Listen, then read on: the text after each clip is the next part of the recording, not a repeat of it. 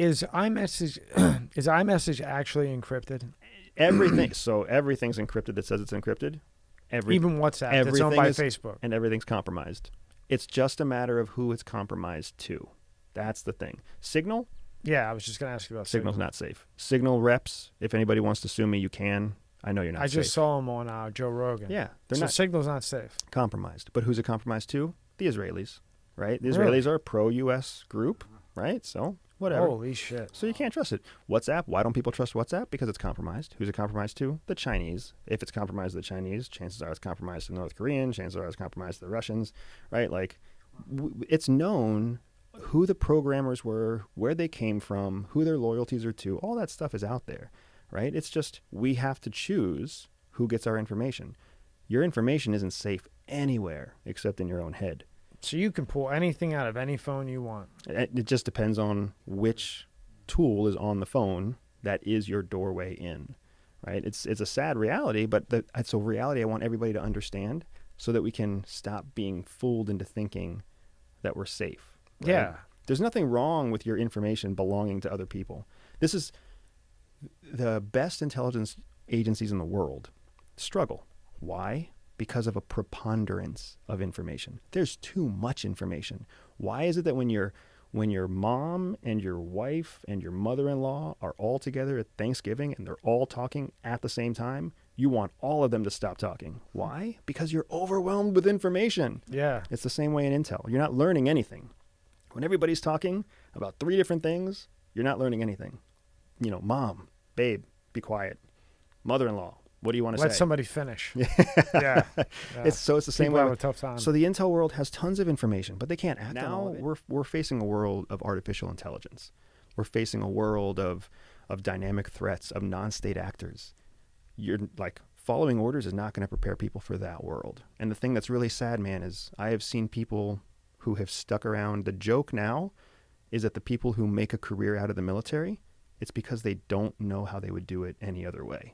They don't know how they would apply their skills, their knowledge, their background outside. And it scares them. Things that you don't, all the things that all the things that irritated me. Somebody is yelling at me and bossing me around when they have no objective factual reason while they are better than me. They've just been there a year longer. And then I'm doing all this ridiculous stuff just because I'm a freshman. I'm running with my backpack in my left hand. I'm saying, good morning, sir. Good evening, sir. Yes, sir. No, sir. Sir, may I ask a question? Just because I'm a freshman, right? I'm being PT'd in the afternoon, not because I need it, but because that's what they do. And it's the military, right? It's the hierarchy. And you're going through what is essentially like government approved hazing to get to the point. And then you know what happens? This is the craziest thing. You get beat for like 300 days. And then one day they're like, you have been recognized. You're no longer a freshman. Now you are a sophomore. And the people who come in on the bus tomorrow, you need to beat them. That brings up another kind of interesting CIA training point, right? We know that when human beings operate, when they behave, we call it operation sometimes, but behavior essentially, there's a different level of cognitive effort, mental effort that goes into different tasks. Playing poker and playing poker well is cognitively demanding. Here are my cards. What am I going to do with these? What am I going to do with the river that's out there? What are the odds of something else coming up next? Then you got to start thinking, what's that guy going to do? What's that guy going to do? What are they holding? What are the odds that they're holding? Woo, that's super demanding. You lay another level on top of that where you're also thinking, how can I fake that guy out? What happens is you have something called task saturation. Task saturation is something you want to avoid whenever you're operating, because that's how mistakes start to happen. If you've ever been why do they not want you to text while you drive? It has nothing to do with your IQ or your mental equivalency or any of that, right? It's because they don't want you to become task saturated. You're driving and you're texting and you're thinking about where you're going and you're thinking about what time it is and you've got a kid crying in the background and your wife and you are arguing. Woof, boom, task saturation, perfect setup for an accident. Totally independent of texting and driving. It's the fact that the texting is something that can be easily removed so you don't become saturated. Baseline, that term that I've used a few times, is an important term. And we use it in espionage, in the spy game all the time. Because everything has to be measured against a baseline.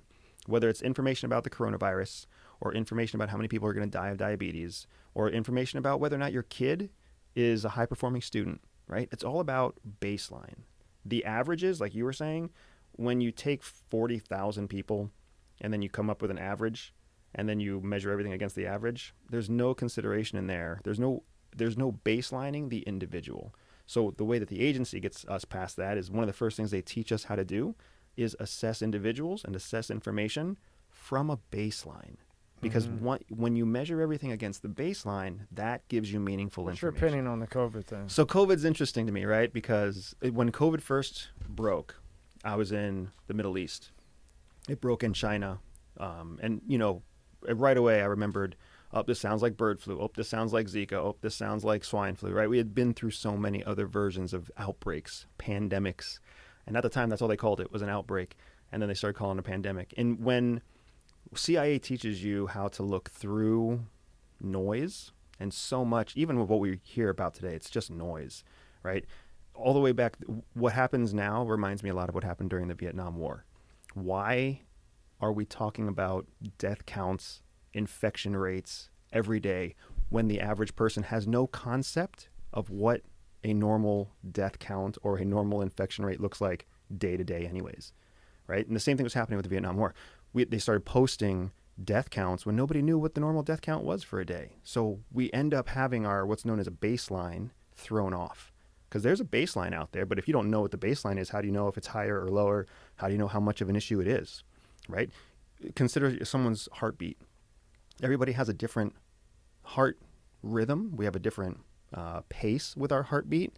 What's the baseline? Your baseline is different than my baseline. Corona family of viruses. Is it killing people? Absolutely. But is it the sole thing killing people, or is it just a contributing factor to the death of people? That's the question I wish we were asking. That's the conversation I wish we were having. Huge fan of making sure people understand a conspiracy is only a conspiracy until it's caught. Right. And then it's a fact. Right. It might still be a conspiracy, but it's a fact. So the thing we want to stay away from is unfounded conspiracy theories. Right. Healthy skepticism.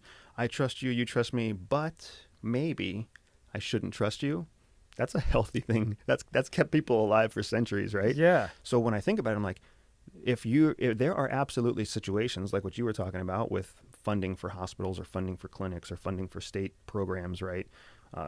There are places where if the incentive isn't put in place to report accurately, there's always going to be that